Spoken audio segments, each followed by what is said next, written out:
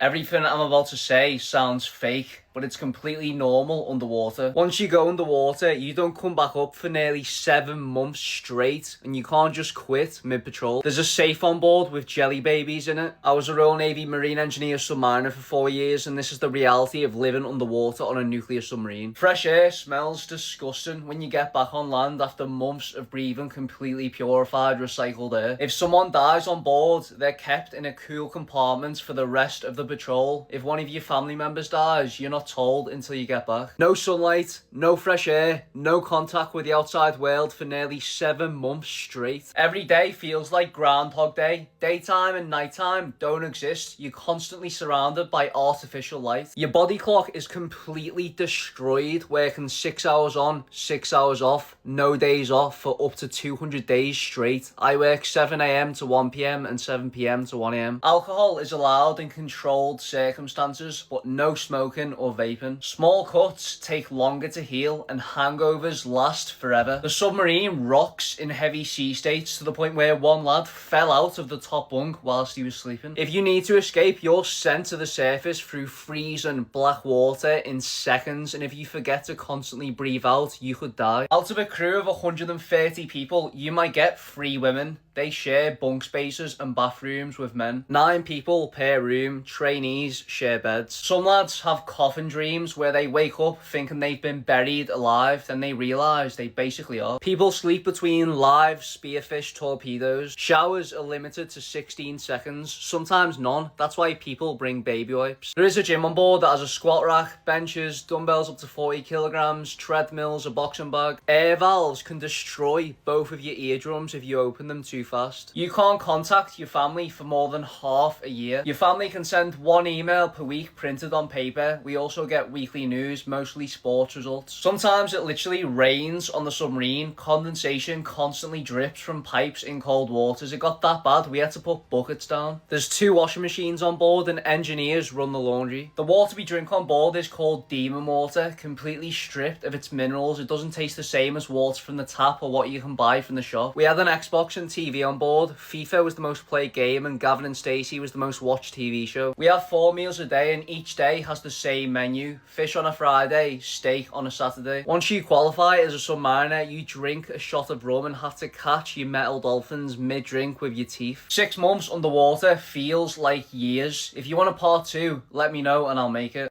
I was 18 years old when the Royal Navy paid me to vanish underwater for 6 months. No sunlight, no phone, no fresh air, just steel, darkness, and 160 lads trying not to lose their minds. I was a Royal Navy Marine Engineer submariner for 4 years, and I spent 6 months straight underwater on a nuclear submarine. People always ask me how much I got paid for that deployment, and honestly, I never thought about the money while I was down there. I was too busy trying to stay sane. Because underwater, you lose all sense of time. I checked my watch twice in what felt like minutes, and 3 days had gone by. That's how weird your brain gets. And the loneliness hits you in ways you can't explain, just lying alone in your bunk, listening to the boat hum. Here's what actually went into it. My after-tax pay was £1,400 a month plus £400 a month submariner pay. About £900 in LSA, £500 in sewage pay, and £300 in heat pay. And a £5,000 bonus for qualifying as a submariner. And my only outgoing was a phone bill. But none of it felt real underwater. Money means nothing when you can't even see sunlight. When I finally stepped back on land after 6 months, it felt like I was in a video game. The sunlight hit my eyes, the air felt sharp.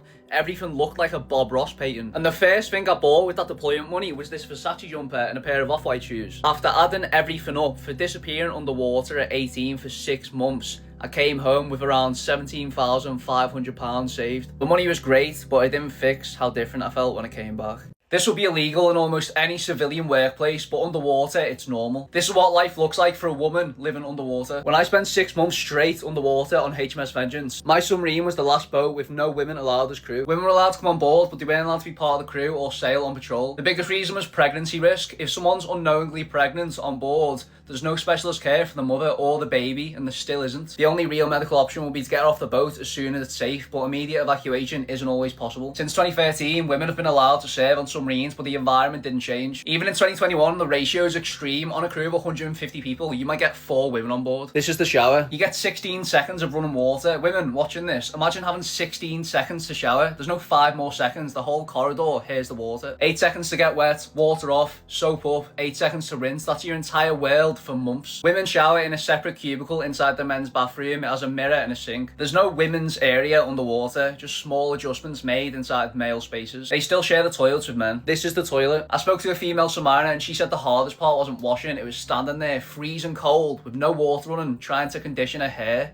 and shaving was a nightmare as well. This is the corridor where the bunk spaces and bathrooms are. Women sleep in the same bunk spaces as men, mixed in. The only privacy between a woman and up to 8 other men is a thin curtain. The bunk space isn't where people just sleep, it's where people get changed, often at the same time with no warning sometimes. This is a bunk space, and nothing soundproof down there. If you can hear it, so can everyone else. Bathrooms are a 2-second walk from your bed. You're sleeping, washing and living within arm's reach of the same people for months. You put men and women in a tight space for long enough, relationships form. Human instincts don't switch off just because you're underwater. I've seen mixed crews above water. Men act differently and attention shifts. Now put that social dynamic inside a steel tube, sealed, 200 meters underwater with no escape for 200 plus days straight. Part 2 explains why this still divides crews. People think the best part of a submarine patrol is breathing fresh air again. For me, it smelled disgusting. I was a Royal Navy Marine Engineer submariner for 4 years, and I spent 6 months underwater on HMS Vengeance with around 130 people. This is what happened the day we surfaced. When a submarine starts surfacing from deep underwater, the angle gets aggressive. I was standing in this corridor when the boat tilted so steeply, gravity literally dragged me down it. Everything not tied down starts sliding. When the submarine started ventilating and fresh air entered my nostrils, it smelt horrible. For 6 months, you live in recycled air with the smell of oil, metal and machinery. So when the hatch opens and ocean air comes in, it smells almost chemical. When the submarine's underwater, it moves incredibly slowly. When it surfaces, the waves start rolling the boat. After months underwater, some of the crew actually started throwing up from seasickness. They had to start handing out seasickness tablets. Then the food started appearing. For the past few months, we'd been heavily rationed.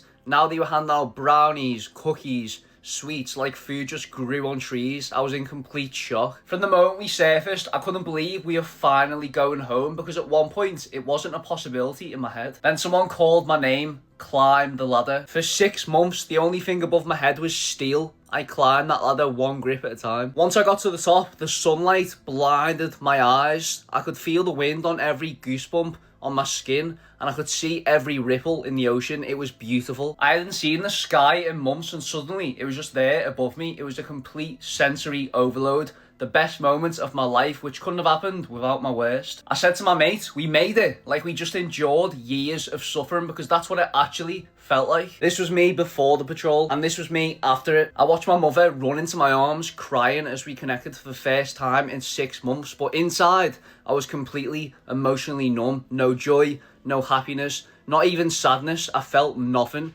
Like I had lost a part of me underwater. When you get back, talking to anyone other than your crewmates feels alien. Seeing anything other than grey walls and artificial light feels weird, and walking into crowded places doesn't feel real. And when I got home, I was still in submarine routine. I was waking up at the exact times I'd wake up for watch, and sleeping in silence without like washing machines and machinery in the background felt very weird. If you want a part 2 on the first day of patrol, comment patrol and I'll make it. If someone dies on a submarine, you don't go home. A death on board is not enough to end the patrol. There's no discussion about it, no ambulance, no helicopter, and you don't just surface and leave. And if you think this could never happen on a UK nuclear submarine, it already has. I served as a Royal Navy submariner. There's a publicly recorded case of a submariner taking his own life while the boat was still at sea, and even then the patrol didn't instantly end. On a deterrent submarine, the patrol continues. The medical team confirms the death quietly. The body is formally prepared and stored on board, not temporarily, until the submarine returns to port. Breaking silence to report a death would expose the patrol itself, and that risk is considered worse. Deterrent patrols can last over 200 days, so if a death happens early on, the crew spends the rest of the patrol underwater in a confined space, knowing the body is still on board. And at the same time, the family back home spends months believing their loved one is still alive. While the submarine is deployed, you can't just speak to your family, you can't hear their voices, and you don't truly know how they are. And if something goes wrong on board, they won't know either. Watches still run 6 hours on, 6 hours off, 12-hour days every day, no weekends and no days off ever. Even after a death on board, you still get 16 seconds to shower. That doesn't change. You still eat when you're told, you still turn up to watch on time. And the worst part isn't the work, it's the fact there's no escape. And if you don't get on with someone,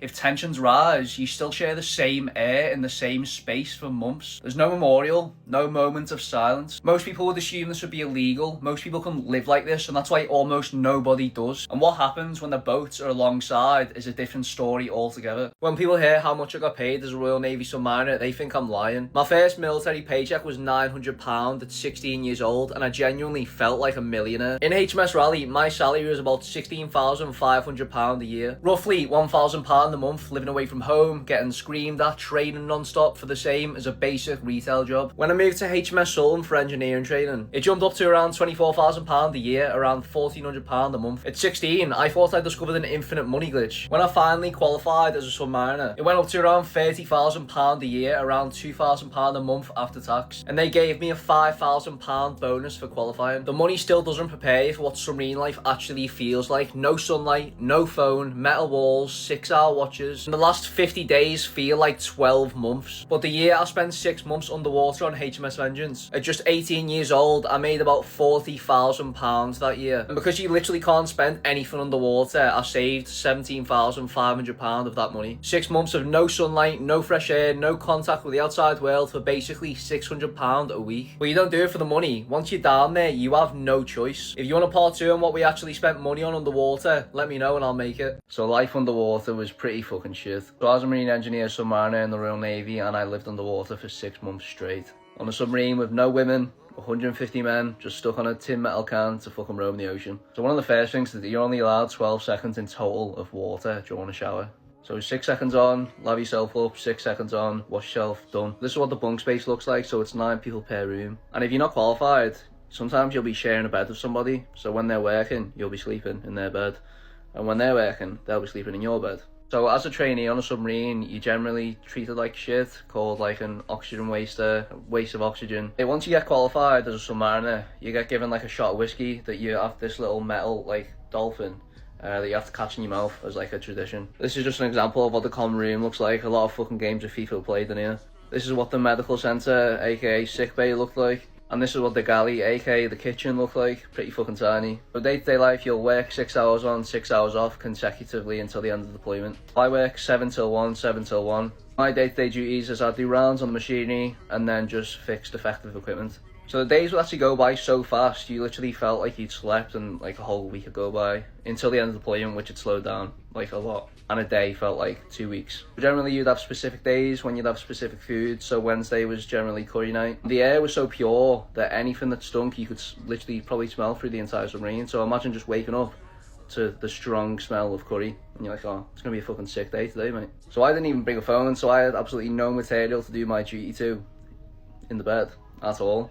So I ended up ripping a part of an old magazine out, and I cherished that for weeks, mate. Well, months. I was looking at this ripped out piece of magazine to do my duty to. You normally get like a familygram, which is an email on paper form from your family about once a week, but you can contact them back. And you'd also have weekly news, so we got like the UFC results, football results and shit like that. And the gym was just like a bunch of equipment just cluttered next to the missiles. Another thing, so the water on board is completely stripped of all its minerals. It's called demon water. And the air on board is so pure that when you actually smell fresh air, it fucking stinks. You couldn't really feel the submarine moving, but when it was high sea states, you could literally feel the submarine rocking like fuck. Like one person fell out the fucking bed onto the floor because it was rocking that much, and you couldn't use the gym because obviously obvious reasons. Now, as you can imagine, going away for like half a year seeing the same people drives you fucking crazy. So when the good food went, we got given pretty shit food, and it was called space food, which is basically dried up meat. And it tasted, I wouldn't feed it to anyone, not a single person or creature on this earth. It was fucking absolutely disgusting. So this is the corridor of all the bunk spaces where everyone slept, and on the first left, that is called the laundry, and that's where the forward MEs worked, which is me. And the pay was pretty good. I earned like 40k before tax that year as an 18-year-old, so it was pretty decent.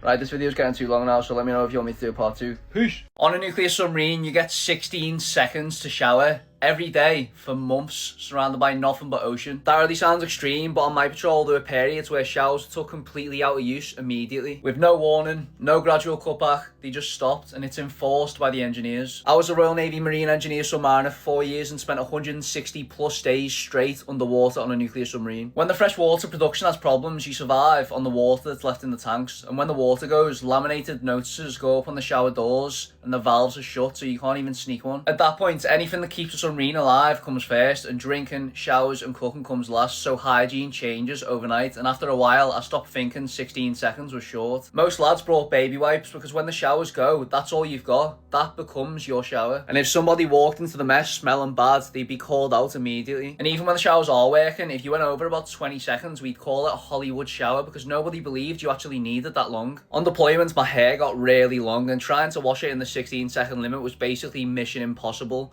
And we're lucky there was no girls on my deployment because they would have had it far worse. Later on in patrol, people started running out of toothpaste, shower gel, shampoo, and all of a sudden something you never thought about in your entire life is something you personally ration every day or ask others for. Imagine being 5 months into deployment and asking a colleague if he's got a drop of toothpaste to spare. People get desperate. Clean clothes became currency, and everyone treated the laundry lads very different. When patrol ended, I got back and had my first proper shower. Not 16 seconds, it was about 40 minutes long, just because I could. The steam, the heat, no time limit, it felt unreal. One of the best parts about coming back. And that's not even the strangest part about life underwater. Most people have no idea what more than 160 days with no sunlight, trapped underwater on a nuclear submarine actually does to your mind. But I'm going to tell you what it done to mine. Living underwater changes your brain in ways you won't understand until you're already too far in. I was a Royal Navy Marine Engineer Submariner for 4 years, and I lived on HMS Vengeance 200 meters below the water for more than 160 days at only 18 years old. No sunlight, no signal, no escape.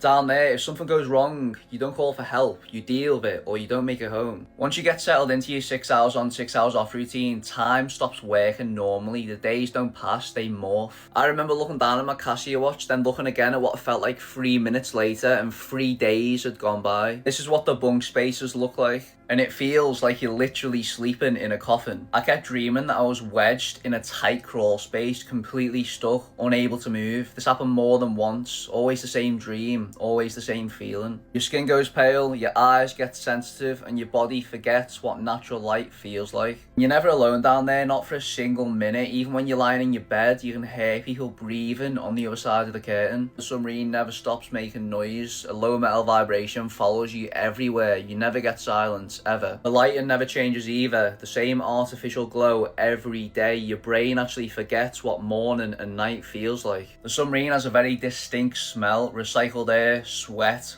oil, metal. You never really notice it until you get back on land. By month 4, I thought I was in purgatory. I genuinely believed I'd never step foot off that submarine, like life underwater was my entire existence. It doesn't help that you're only allowed 16 seconds of running water for a shower, and you're not allowed to speak to your family or friends. Even if something tragic happens, you feel like you're a million miles away from everyone. People hit breaking points down there. The lads that you were best mates with on day 20, you can absolutely despise them by day 140. And there's no escaping anyone. You all share the same mess, the same showers, the same toilets every single day. Near the end of the deployment, time flips. It stops speeding up and it starts dragging. Days feel like months, and the last few days feel like years. The food gets even worse. We started getting fed ration meat, which we called space food, compressed blocks of mystery meat. It didn't even look real, and at that point you forget what fresh food tastes like. But nothing, and I mean nothing, prepares you for the moment that you step foot off that submarine after more than 160 days spent underwater on it. I felt like I'd stepped into a different world, complete euphoria as I take everything in. But the feeling of wind hitting your body for the first time in 6 months is something to savour, and I'm still grateful to this day that I don't have to go through that again. But I would never take it back because it's turned me into the man I am today.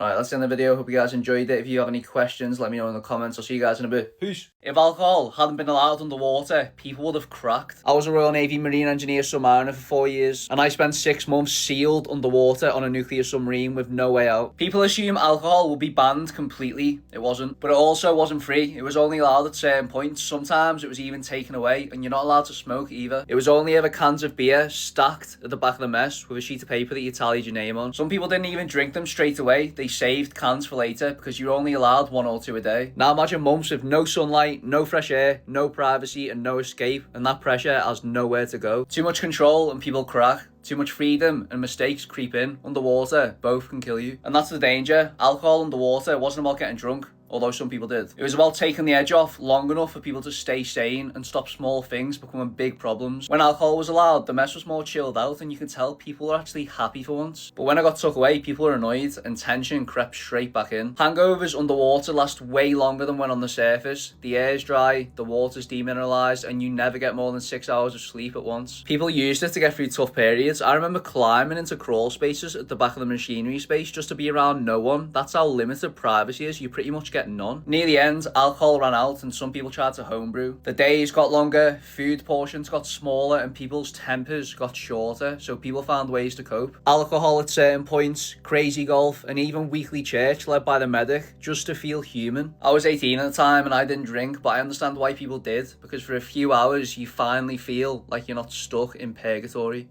People always ask, what do you even spend money on 200 meters underwater on a nuclear submarine? Honestly, it's one of the strangest little economies you'll ever experience. There is a canteen on board run by two lads who basically operate it like a business. You'd hear their keys jingling when they're about to open it and lads would literally run to it. They only opened it for a short time each day. You'd queue at this little open window office, tell them what you wanted, and they tally your name into a book. Protein bars always went first. The last things left were Mars bars. And when it ran out 80 days in, morale dropped instantly. The only thing anyone ever talked about was food. New lads never get warned either, so everyone on their first patrol spends the most. There's no prices shown anywhere. Everything feels like it's free until you get your bill. Mine was £700, and one of the lads on his first patrol spent over £900 without even realising it. You don't care though. Down there, money becomes something you trade for a tiny little bit of happiness. You could buy fizzy drinks too, write your name on a sheet in the mess and it'll get added to your tab. And alcohol, usually Stella, 1 or 2 a day in control periods. The hangovers hit different underwater. Mine lasted 3 days. They even took alcohol away because we were being too loud. You can't smoke or vape on board either, so cravings get insane. I wasn't craving a specific food, just the feeling of being full. When we got back on land, you'd send the money straight to the boat's bank account to settle your bill, then laugh at who spent the most. You could even buy crew t-shirts. I've still got mine. It holds memories I'll never forget. If you want a part 2 on what the first day back on land after 6 months straight underwater feels like, let me know and I'll make it. What really happens if someone has a panic attack 200 meters underwater on a nuclear submarine? People think the Navy sends a private jet to pick them up. That's dreamland. When you're that deep underwater, people become ticking time bombs. I was a Royal Navy Marine Engineer submariner for 4 years, and I spent 6 months underwater on HMS Vengeance with 0 contact to the outside world. The pressure, the sleep deprivation, the isolation, it gets inside your head. We had one lad genuinely lose it because he thought his family had abandoned him. Another man came back from deployment and his whole life was gone. His house was sold, his car was gone, and his wife was married to another man. And he didn't know a single thing about it until he stepped back on land. You're not allowed to contact your family, not one word, for half a year. And this is the reality. If someone mentally breaks underwater, there is no escape. You just have to survive it and endure the remaining months of no sunlight, recycled air, even the oxygen tastes stale, constant stomach rumbling, and a smell that never leaves your clothes. Your body forgets what daytime even feels like, and there's a constant mechanical hum that never leaves your head. It follows you into your dreams. This is what the bunk spaces look like, and during the first few weeks I had to hot bunk with another lad like most trainees. I would sleep for 6 hours, get up, and he'd climb into the same bed that I just left, and then he'd do the same for me for weeks on end. But what really sends people feral is when we start running out of essentials. People started running out of toothpaste, soap. Me personally, I didn't have a single sock that didn't have a huge hole on the big toe. We even had a charity box to put spare toiletries in. It doesn't help that you're only allowed a 16-second shower, and the only real privacy you get is when you're on the toilet. We ran out of fresh food and vegetables, bread turned stale, milk turned into powder. And because the food was unbearable late into deployment, if a lad pulled out a bottle of sauce on his pocket, he'd try and hide it. It'd be treated like a vape on a night out between smokers. On the last 30 days of deployment, you feel like an altercation can break out at any time. You could genuinely cut the tension in the air of the mess if certain people are in there at the same time. And you don't realise how much the deployment has changed you until you get back and hear silence for the first time in 6 months. Right, top 5 worst things about being deployed on a nuclear submarine. Right, so honourable mention, not bringing enough fucking socks on deployment. Well, I was tragically fucking underprepared for my first deployment. I'd done my shopping for it like literally a few days before. I must have brought like 4 pairs of socks with me. on a half-a-year deployment underwater. By the end of the fucking deployment, you're basically just fucking holes to put my foot through. Right, number 5, we've got space food. So when the good food fucking runs out and you've got a limited supply left, you start bringing out these packets of dry meat called space food. And oh my days, I would not feed it to any creature on this earth. It tastes absolutely fucking disgusting. Right, number 4, so we got the routine. So you have to work 6 hours on, 6 hours off until the end of the deployment. Absolutely no days off. And you can't just go to your boss, oh boss, I'm sick, can I take a day off? Nah bro, you good.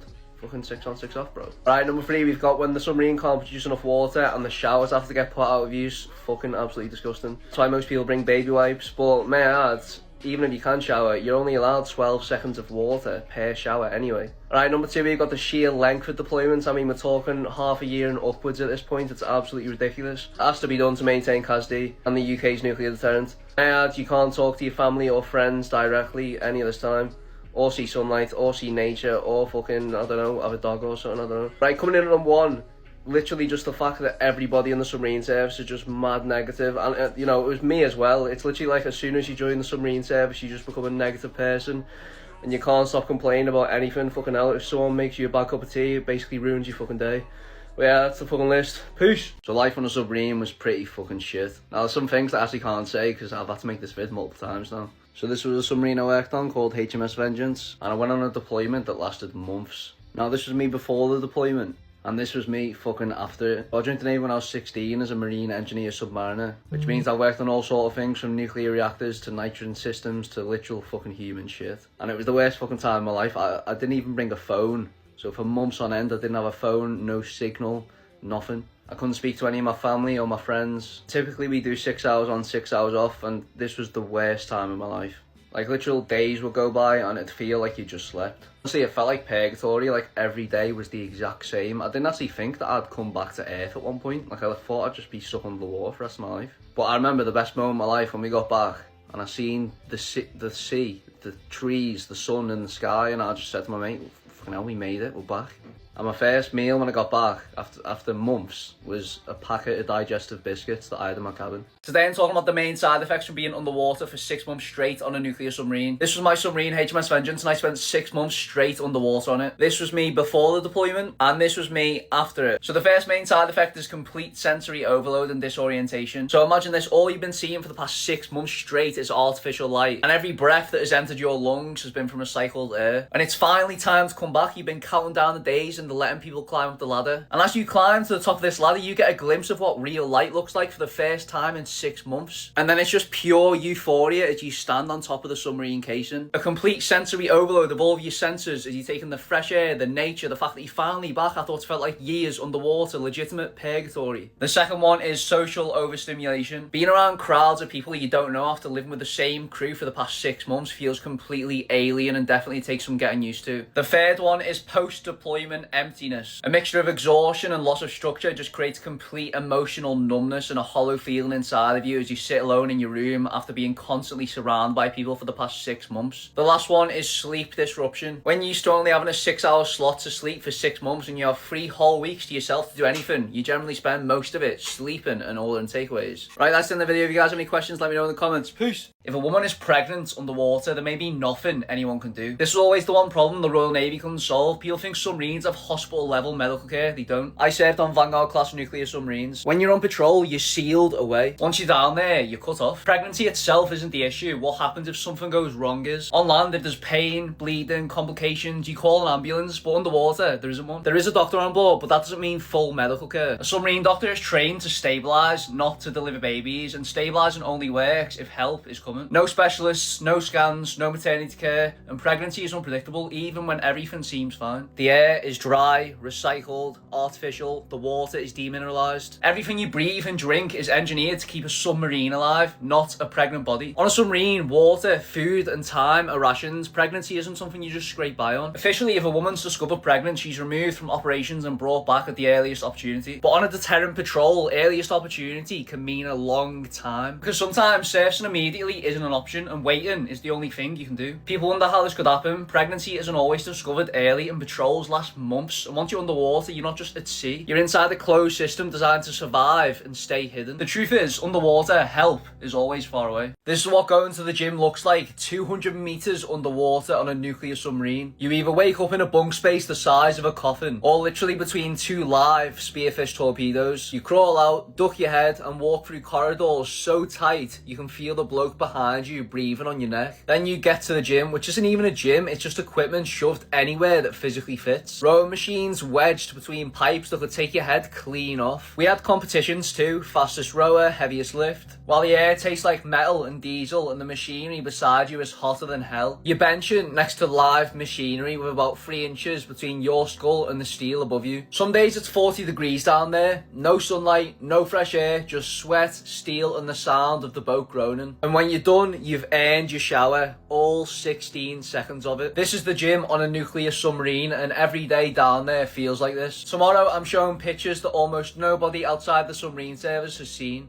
There's one moment underwater that every submariner fears and nobody talks about it. I was a Royal Navy Marine Engineer submariner for 4 years, and I spent 6 months straight underwater on a nuclear submarine. Most people think the scariest part are alarms, flooding, something straight out of a movie. But it's not. The scariest moment isn't loud, it isn't explosive, and it's nothing like what anyone expects. It's a 10-second moment where the entire boat suddenly feels wrong. When you've been underwater for months, the submarine becomes predictable. There's a rhythm to it. The hum of the machine, the steady ventilation, the constant low vibration that never stops. But when that rhythm suddenly breaks, your whole body reacts before your brain even understands why. The ventilation system slams to a stop, one sharp, violent crash, and then it feels like every sound in the world gets sucked out of the submarine at once. For those 10 seconds, it's like time freezes, your chest tightens, your stomach drops, and every instinct of your body screams the same thing: please, don't let this be a real one. Every submariner on Earth knows that feeling. 160 men freeze at the exact same second. Nobody moves, nobody breathes, everyone just stares at each other, waiting. Because underwater, silence is the loudest thing you'll hear. The submarine suddenly feels heavier, quieter, smaller, and the ocean above your head feels like it's pressing down on you. And that's why those 10 seconds are the scariest you'll ever experience on a nuclear submarine. Not because something happens, but because for a moment you have absolutely no idea what comes next.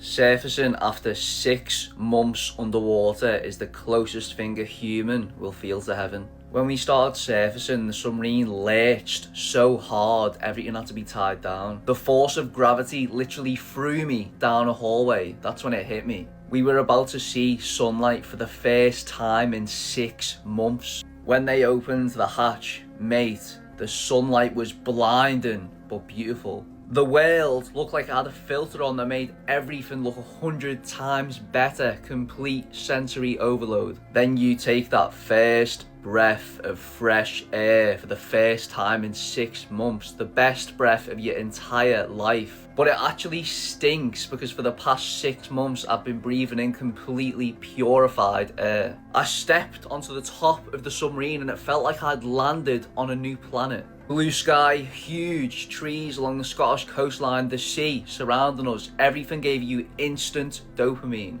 I looked at my mate and said, we made it. It felt like we just came back from a 1,000-year battle, trauma bonded from complete strangers into family. My body felt light, unreal, euphoric, but in complete disbelief. And the craziest part, I wasn't even meant to go home that night, but my boss let me see my family. I'll never forget that. For context, I was only 18 years old, serving as a marine engineer submariner on a UK nuclear submarine. If you want to hear the darkest parts about submarine life, I'll tell you. I woke up twice a day to a lad staring at me in a pitch black metal room. You wake up starving every time, you're constantly hungry down there. I was a Royal Navy Marine Engineer submariner for 4 years and spent more than 160 days underwater on a nuclear submarine with 0 women and 150 men. The first thing you'd smell when waking up wouldn't be sweat, it'd be whatever the chefs were cooking. The air is so pure on board and vents blast smells instantly throughout the submarine. You'd smell curry on on a Wednesday and fish on a Friday. From the other end of the boat, you forget what fresh air actually smells like. The bunk space is pitch black 24/7, you don't see daylight for months. The routine is 6 hours on, 6 hours off, and absolutely no days off, no sunlight. 2 watches back to back for more than 160 days. As a marine engineer, every hour on the hour we had to do rounds of the machinery in every compartment we were responsible for. You do it so much your body walks the route before your mind's even woke up. Some compartments were absolute hell. One was basically a crawl space full of hot, oily machinery. Other compartments were so loud you had to wear ear defenders just to pass through them. Pneumatic valves, which means air valves, could literally destroy both of your eardrums and make you deaf if you open them too fast. I hit my head on metal constantly, shoulder scraping pipes, knees smashing into things, everything so tight, narrow and compact. This would be my daily working uniform. All I carried in my overalls were a notepad, pen and a flashlight. We were allowed one 16-second shower a day. Sometimes the fresh water system breaks and you get 0 showers. People bring baby wipes for emergencies. We got fed 4 times a day: breakfast, lunch, dinner and midnight meal. Midnight meal was always the leftover food blended into soup. Steak and chips on Saturdays were the best and Chinese on Mondays were the worst in my opinion. The food never actually fills you up, that's why meal times are the highlight of the day. Everyone's starving, you learn to love food that you normally wouldn't touch with a 100-meter pole. When the food gets scarce, lads turn into animals. One time this exact box of flapjacks got through into the mess's leftovers and the lads ran to it like a prison riot to get the best flavour. Our gym was a makeshift setup at the bottom of the boat. The dumbbells went up to 40 kilograms. The equipment sometimes moved at high sea state, so it had to be chained down. There wasn't a single woman on board for the entire deployment, not one. So the lads kept a hard drive full of music videos with fit women dancing to keep morale up. The amount of times I've watched this music video should be illegal. And we watched everything. The mess had thousands of movies. Gavin and Stacey became a daily ritual at one point, and FIFA 2v2s became a religion. A card game called Exploding Kittens took over for a few weeks. Some lads download stuff onto the phones. Now I didn't bring mine, so I had countless of hours of just me and my thoughts. And this is also why I kept a ripped part magazine with a beautiful lady on it by my bedside.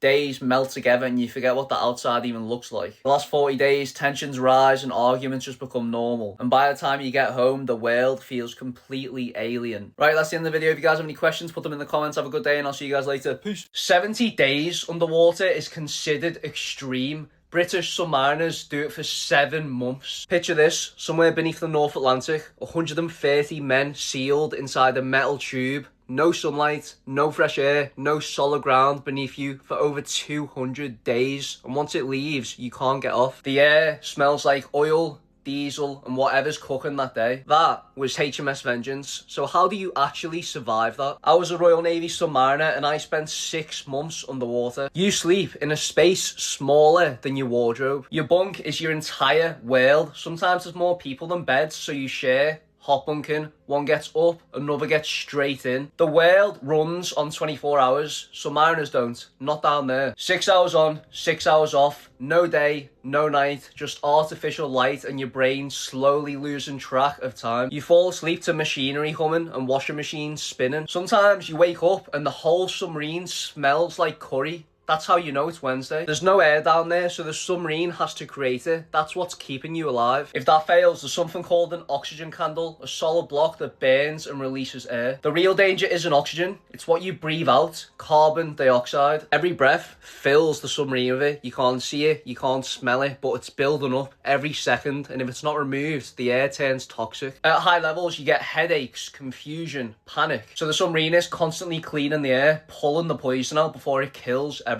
I saw lads snap over things that wouldn't matter on land. One missed message from home and they thought the whole life had fallen apart. You're surrounded by water, but if you drink it, it slowly kills you. So they turn seawater into drinking water, boil it, cool it, strip the salt. That's what you're drinking, that's what you're washing. Everything comes from the ocean around you. The craziest part, technically, they could stay underwater for years. The submarine makes its own water, its own oxygen. The only thing that limits them is food. Now imagine feeding 130 men for over 200 days. They spend days loading food on board before patrol. They store it everywhere, even in sleeping spaces. Fresh food lasts a couple of weeks. After that, it's tins, frozen food, repeats, and eventually space food. Meals become everything. Breakfast, lunch, dinner, midnight meal, because down there, food isn't just food, it's something to look forward to. Caffeine and sugar carry you through it. I was having 6+ coffees a day. The gym, a squat rack next to torpedoes or a bike stuffed into a corridor. Showers, 16 seconds. If you stayed in too long, people called it a Hollywood shower. If someone's walking towards you, you can't just walk past. You either stop or you both turn sideways and squeeze past each other,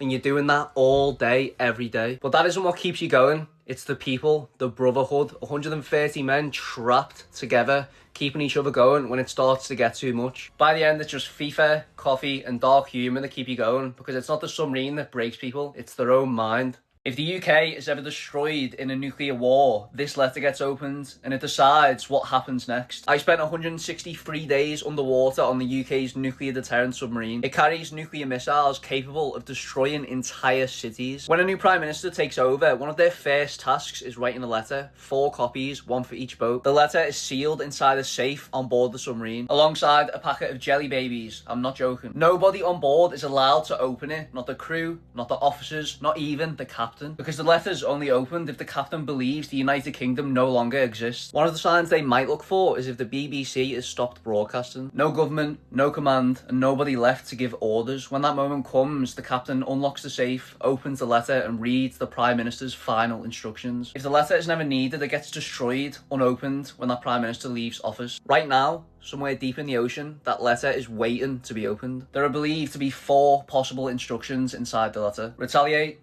join Allied forces, stand down, or the captain decides what to do. If you were the captain, what would you do? But nobody knows which one the Prime Minister chose because the letter has never been opened yet. Our submarine patrol got so bad, the future king of the United Kingdom sent us this letter. I spent 6 months straight underwater on a nuclear submarine. Most people think submarine patrols are carefully planned. They're not. When we leave, our families aren't told when we're coming home. They're only given something called a not before date, the earliest possible date we might return, and if the patrol gets extended, the date gets pushed back. I went underwater thinking I'd be away for 2 months. I came back 6 months later after multiple patrol extensions. Sometimes the reason is simple, the replacement submarine isn't ready. Before the announcement, they bring out chocolate cake for dinner, and everyone on board knows exactly what that means. You can feel the atmosphere change instantly. Chocolate cake only appears when the patrol is about to be extended. Then the captain calls the entire submarine together. Everyone knows what he's about to say. Nobody wants to hear it. The patrol has been extended. Nobody says a word. Everyone's standing in the corridor and you can literally see people's souls leaving the bodies. And every time the date gets pushed back from Halloween to Christmas to New Year, it starts to mess with your head. Eventually you stop believing you're going home and you start to feel like you're stuck in purgatory. Trapped 200 meters underwater in a tinned metal can, breathing recycled air under artificial light with no idea when you're going to return to your family. We'd literally be down to counting the days on our hands until another extension was announced and the hope of returning home was sucked out of us. And during the patrol, the crew received this letter from Prince William for being underwater protecting the country during Christmas. And while the world was celebrating Christmas, we were still 200 meters underwater. You don't get your own bed. On a nuclear submarine, there aren't enough beds for everyone, so you don't go to bed, you take someone else's. It's called hot bunking. 2 people share the same bed on opposite watches. When one gets up, the other gets in. It's usually trainees on their first patrol. I hot bunked for the first 4 weeks of mine. You finish your watch, pull back a fin curtain and climb into a bunk that's still warm. And when I say bunk, I don't mean a room. It's a narrow metal slot, barely wider than your shoulders. Your face is inches from the ceiling. You can't sit upright and you can't stretch. You're also inches away from 8 other people, separated only by fabric. That curtain is the only privacy you get. No door, no lock. People can hear everything. Everyone knows what goes on behind the curtain and nobody ever says anything. There's a tiny fan in the wall you can angle towards your face. That's your airflow. And when the sea state's rough, you can feel the boat rocking while you're lying there. You're not allowed to turn the light on unless it's an emergency, and using a torch is considered very rude because there's always someone sleeping. Nobody explains these rules. You just learn not to question them. During drills, you have the size of a coffee table between 9 people to get dressed. It's frustrating, crowded, because you're not just getting dressed, you're racing against the countdown. When it's time for your on watch, someone from the opposite watch comes in and physically shakes you and whispers your name every time until you're awake. You're allowed 6 hours of sleep at a time, max. I slept well on patrol, but that doesn't mean it was normal. If you want a part 2, let me know and I'll make it. This is how I spent my last 12 hours before vanishing underwater for 6 months straight. This is me on the first day versus the last day. Submariners have a tradition called a suicide run, which is where the whole crew gets invited on a night out to get blackout drunk to celebrate the last night of freedom before patrol. I wasn't planning to go because I wanted a chill night watching YouTube and a good sleep, but it got to around 9 PM and I got asked to join and I folded under zero pressure. Because everyone was already drunk and I was only 18 at the time, I was stupid and chugged half a bottle of whiskey in like 60 seconds to catch up. And I sent a before and after picture into the engineers group chat thinking I was an absolute chad. By the time I got there, I was already blackout drunk. I couldn't even walk straight.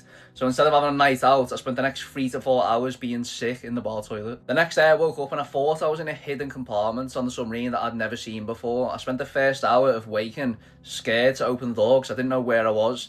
But it turned out just to be my mate's spare bedroom in his flat. I couldn't even remember walking there and the sheets were covered in sick. On 3 hours sleep, we went back to base. I could feel the sick in the back of my throat. My breakfast was an old meal deal I had in my cabin and tap water. I got changed to my uniform, went through security and we had to detach the submarine from the jetty, do harbour stations and dive the submarine. You feel the pressure change in your ears as soon as the ocean closes over you and the air feels dry and stale compared to outside. I started the first 4 to 5 days of deployment recovering from a disgusting hangover with no fresh air, no sunlight, and a realisation that the next 6 months of my life was trapped underwater on a submarine. If you want a part 2 on what drinking alcohol underwater is like, let me know in the comments and I'll make it. Coming back from a 6-month nuclear submarine deployment is pretty fucking insane. So I was a marine engineer submariner in the Royal Navy for 4 years, and I spent half a year underwater on deployment. So this was me before the deployment, and this was me after it. This was my submarine, HMS Vengeance. Obviously, whilst you're away, you're not breathing in any fresh air at all. But the first breath of fresh air actually stunk. It smelled because all the air we breathe on board is purified completely. I remember when we came back, I was stood on the casing on what you can see right here. My first breath of fresh air, seeing all the trees, grass surrounding me, and I was like, holy shit.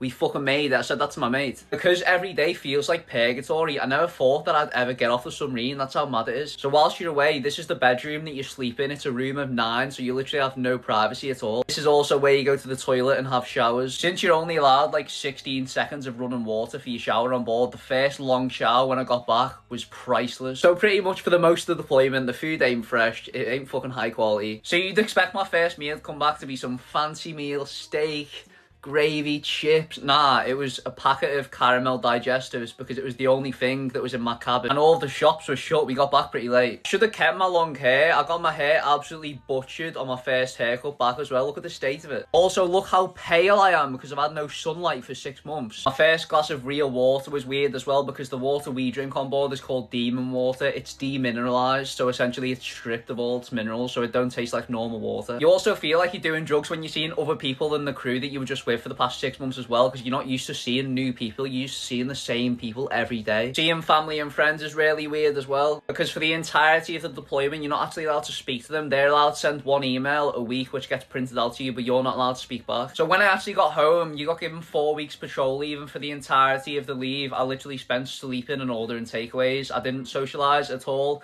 I just wanted to be alone. It felt weird. I think the reason I slept so much was because when you're used to being in a routine of working 6 hours on and getting 6 hours off routinely for the entire deployment for the past 6 months, and you come back and you give them 4 whole weeks to yourself to do whatever you want, you just want to lie down and do absolutely fuck all. This was me at my home coming after my haircut as well. That's the end of the video. Hope you guys enjoyed it. If you have any questions, let me know in the comments. Peace. Escaping a submarine is dangerous. What comes after is even worse. Submarine escape is only considered if you're lucky. Most of the time, it isn't even an option. If a submarine can't stop descending, it reaches crush depth and implodes long before anyone gets a chance to escape. And even when escape is possible, survival still isn't guaranteed. Sailors have died during submarine escape training in controlled conditions with instructors watching and safety systems in place. So no one expects everyone to survive in real life. I went through Royal Navy submarine escape training at 17 years old. Once you launched out the submarine, you're fired into ice cold, pitch black water with no sense of up or down. From that moment on, your life depends entirely on equipment. The escape suit is the reason survival is even possible. Without it, the ascent wouldn't last seconds, it would last minutes, and the human body can't survive that. You'd run out of air,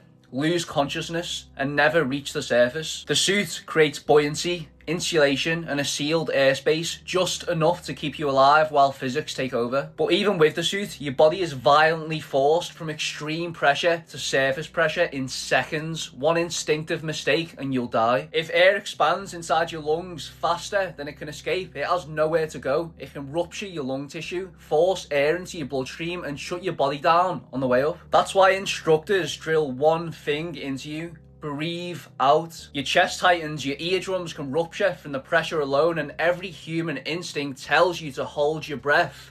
That instinct is what kills people. And even if you do surface, you don't surface gently. You break through the water, disorientated and exhausted. The suit has an inflatable life raft, but you have to inflate it yourself using your breath. After everything your body's just been through, doing it alone is harder than people realise, and until it's fully inflated, water keeps getting in. You're alone, floating in open water, with no guarantee that anyone knows your position, and now it's a race against time. And now, everything that matters is on a clock that you can't see. Rescue can be a helicopter overhead, a winch line, hands pulling you out the water, or it can be nothing. Just cold, darkness, and your body trying to stay switched on long enough. Part 3 explains when a submarine sinks and escape is impossible. 6 months without sunlight does strange things to your body. I know because I spent 6 months underwater on a nuclear submarine in the Royal Navy. People always ask if submariners are given vitamin D supplements. We are, because on sun patrols you won't see sunlight for months. After months without sunlight, everyone starts looking pale and strange. This was me before, and this was me after the patrol. Small cuts take longer to heal, and hangovers seem to last forever. Your body clock gets destroyed. You're living on watch rotations, 6 hours on, 6 hours off. There's no day and night anymore. Your dreams change too. I kept having the same dream, being trapped in a tight crawl space. No sunrise, no sunset, just fluorescent lights all day. Your brain loses its main way of telling time. Living underwater can feel like Groundhog Day, the same day repeating forever.